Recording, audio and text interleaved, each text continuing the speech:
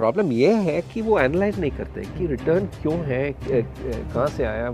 अभी आप देखते हैं अमेरिका में ये जो क्रिप्टो करेंसी का प्रॉब्लम है, वहाँ पे भी रिटर्न बहुत ही ज़्यादा था।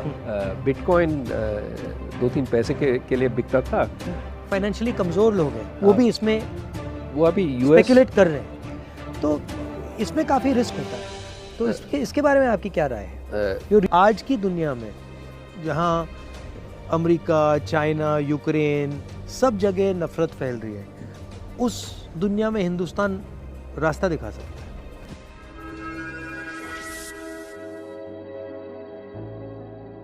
अच्छा, बहुत सारे किसान मुझे कहते हैं कि जैसे ही उनकी फसल आती है वैसे ही commerce ministry export import policy को ट्विक कर देती है और उनके दाम उसी दिन गिरते हैं जब उनकी फसल उनके हाथ में आती है। ये तो बहुत बड़ी प्रॉब्लम है।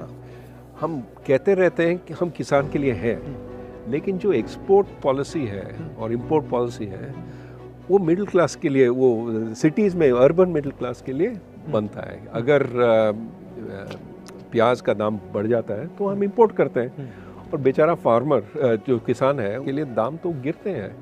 तो मेरे ख्याल में एक स्टेबल पॉलिसी होना चाहिए export import.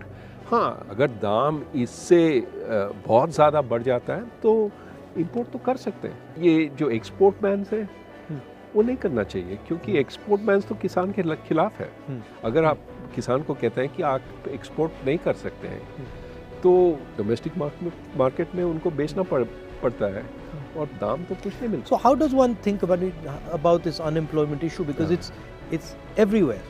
You know, I speak to kids and I ask them what you want to do, and they only answer five things. You know, lawyer, doctor, IAS, military, engineer.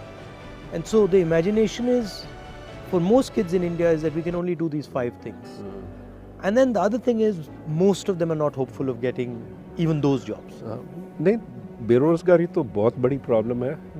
और बात यह है कि लोग सिर्फ सरकारी नौकरी चाहते हैं क्योंकि उसमें पेंशन है, ये है, वो है और सिक्योरिटी है, और वो ढूंढते हैं, इम्तिहान लेते रहते हैं। और आप जानते हैं कि बहुत ही कम लोग सरकार में काम कर सकते हैं। अगर आप पूरे जो नौकरी है सरकार में आप उनको अगर ओपन भी करते हैं तो ज़्यादा से ज़्यादा 1% 2% वहाँ पे एम्प्लॉय हो जाएंगे। मैं एक बार पार्लियामेंट में जा रहा था और पार्लियामेंट के वहाँ पे जो सिक्योरिटी गार्ड्स हैं उनसे मेरी दोस्ती है, तो मैंने एक सिक्योरिटी गार्ड से पूछा, भाई क्या कर रहे हो?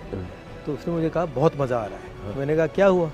तो उसने कहा मैंने अदानी के स्टॉक खरीदे और उसके बहुत सारे पैसे बन रहे थे। मगर मैंने सोचा कि वो सैलरीड क्लास का है और ऐसा काम करना उसके लिए काफ़ी रिस्की है, मगर उसको रिस्क नहीं समझ आ रही। स्टॉक मार्केट बढ़ती जा रही है और मैं देखता हूँ, टीवी पे देखता हूँ कि एडवर्टीजमेंट्स आते हैं कि भैया स्टॉक मार्केट में इन्वेस्ट करो, और जो सॉर्ट ऑफ रिलेटिवली फाइनेंशियली कमज़ोर लोग हैं वो भी इसमें वो अभी स्पेकुलेट कर रहे हैं, तो इसमें काफ़ी रिस्क होता है। तो इसके बारे में आपकी क्या राय है? जो रिटेल इन्वेस्टर है, बिल्कुल नया है और मतलब थोड़ा सा पैसा है उसके पास, वो पूरा का पूरा इसमें डाल रहा है। ज़रूर, वो समझते नहीं है, वो देख रहे हैं कि इसका रिटर्न बहुत ही अच्छा है तो इसमें हम पैसा डालेंगे। लेकिन प्रॉब्लम ये है कि वो एनालाइज नहीं करते कि रिटर्न क्यों है, कहाँ से आया। अभी आप देखते हैं अमेरिका में ये जो क्रिप्टो करेंसी का प्रॉब्लम है, वहाँ पे भी रिटर्न बहुत ही ज़्यादा था। बिटकॉइन 2-3 पैसे के लिए बिकता था, $67,000 तक पहुँच गया। अरबपति बन गए बहुत सारे। हाँ, तो और अभी गरीब फिर से हो गए ना, क्योंकि उसके बाद गिरा है। और ज़्यादातर गरीब लोग वो तब खरीदते हैं जब $67,000 पे है, मतलब हाइट पे, और फिर वो देखते हैं कि बस गिरता रहता है, क्योंकि ये जो अमीर लोग हैं वो तब बेचते हैं। और जिनके पास इंफॉर्मेशन नहीं है, जिनके पास वो फाइनेंशियल सोफिस्टिकेशन नहीं है, वो तब खरीदते हैं। मगर ये जो प्रॉब्लम है, इंफॉर्मेशन का प्रॉब्लम, ये हमने स्टॉक मार्केट की बात की, मगर ये इन्फॉर्मेशन का प्रॉब्लम मुझे लगता है, मतलब सड़कों पे चल के मैं सुन रहा हूँ, ये इन्फॉर्मेशन प्रॉब्लम बहुत गहरी है, ख़ास तौर से गरीब लोगों में। ज़रूर। किसानों में, गरीब लोगों में ज़रूर। उनको इन्फॉर्मेशन मिलती नहीं है, दी नहीं जाती। इसलिए हम कहते हैं कि कंज्यूमर प्रोटेक्शन होना चाहिए, कि उनको बताना चाहिए ये तुम्हारे हक हैं, these are your rights, and जो बेचते हैं they can not violate these rights. Are you enjoying this? It's nice. You like it? You know, how can you not enjoy this view?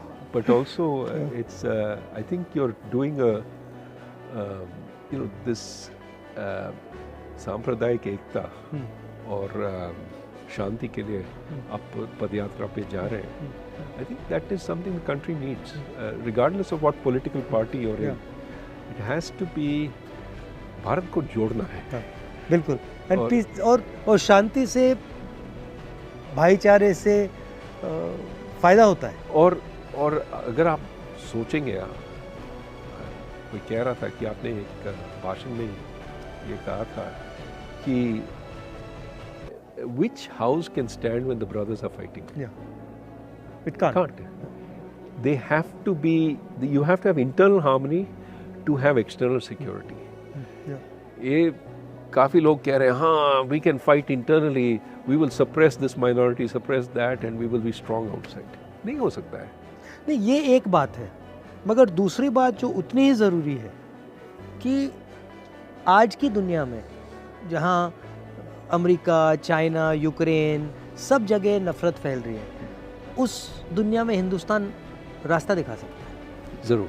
और हिंदुस्तान बहुत बड़ा रोल प्ले कर सकता है। ज़रूर। और ये हमारी हिस्ट्री है, हमारा ये कल्चर है, और ये हमारी स्ट्रेंथ है।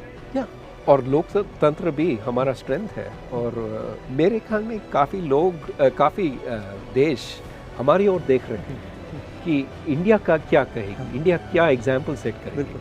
और इसलिए हमें सोचना चाहिए कि हम क्या कर रहे हैं और किस दिशा में जा रहे हैं।